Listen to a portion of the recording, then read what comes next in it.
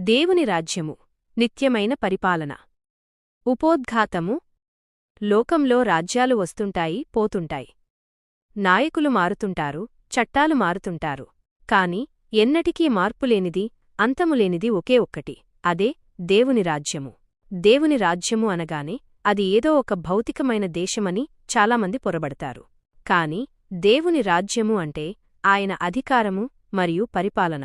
నేడు అశాంతి, అభద్రత నిండిన ఈ లోకంలో దేవుని పరిపాలన గురించి తెలుసుకోవడం మనకు ఎంతో ధైర్యాన్నిస్తుంది. 1.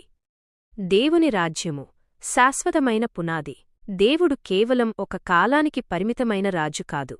ఆయన సకల యుగములకు రాజేయున్నాడని అపోస్తలుడైన పౌలు తిమోతికి రాసిన మొదటి పత్రికలో పేర్కొన్నాడు.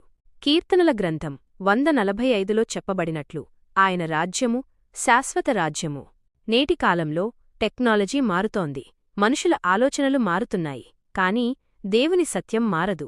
ప్రకటన గ్రంథం 4వ అధ్యాయంలో చెప్పబడినట్లు ఆయన భూత, వర్తమాన, భవిష్యత్ కాలములలో ఉండు సర్వాధికారి.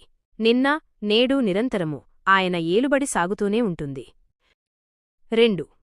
సర్వసృష్టిపై ఆయన సార్వభౌమాధికారం. కీర్తనల గ్రంథం 103లో వ్రాసినట్లు యెహోవా తన సింహాసనమును ఆకాశమందు స్థిరపర్చుకునియున్నాడు, ఆయన రాజ్యమంతటిని ఏలుచున్నది.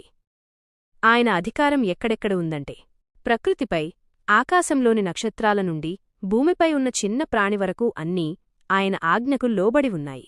అదృశ్య లోకముపై దేవదూతలు ఆయన మాట వింటారు. అలాగే పతనమైన దూతలు, సాతాను కూడా ఆయన అనుమతి లేనిదే ఏమీ చేయలేవు. ప్రకటన గ్రంథం 20వ అధ్యాయం ప్రకారం సాతానుకు తీర్పు తీర్చేది ఆయనే. లోకపు అధికారులపై దానియేలు గ్రంథం 4వ అధ్యాయం ప్రకారం మహోన్నతుడైన దేవుడు మానవుల రాజ్యములలో ఏలుచున్నాడు. దేశాధినేతలు తమకు అధికారముందని అనుకోవచ్చు, కాని వారిని నియమించేది, తొలగించేది దేవుడే. విశ్వాసులపై ఆయన మనలను తన రక్తంతో కొని తన రాజ్యముగానూ యాజకులుగానూ చేసుకున్నాడు.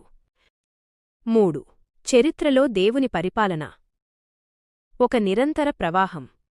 దేవుడు అన్ని కాలాలలోనూ తన ప్రజలను పాలిస్తూనే వచ్చాడు.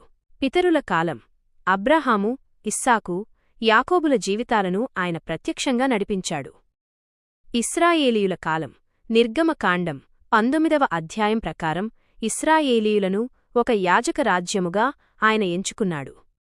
అయితే మనుషులు రాజుల కోసం ఆశపడినప్పుడు కూడా సమూయేలు కాలంలో తానే నిజమైన రాజునని దేవుడు గుర్తుచేశాడు. ప్రస్తుత క్రైస్తవ కాలం, నేడు ఆయన తన ఆత్మ ద్వారా మన హృదయాలలో రాజ్యము చేస్తున్నాడు. ఎఫెసీయుల